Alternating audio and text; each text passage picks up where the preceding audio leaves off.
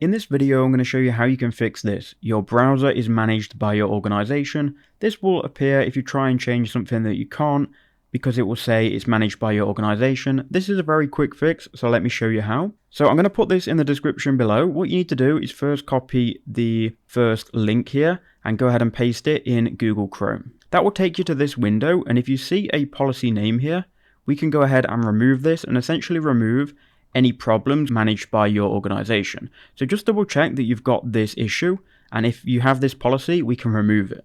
Now to remove it, what we need to do is go ahead and open up regedit. So go to the search bar, type in regedit, and don't worry, it's very simple if you follow these instructions. Inside of regedit, what you need to do now is go into the description again and copy this second line here. So just go ahead and copy it, then go up here where you can delete the existing file name, and then you can go ahead and paste it into this box. Then click edit, and it should take you into Google Chrome here. So don't get confused or don't worry, you'll just be in Google Chrome. So you'll see here policies, and then below that you'll be in Chrome. It will take you to this exact window, and then you should see incognito mode availability, which is what you would have seen earlier.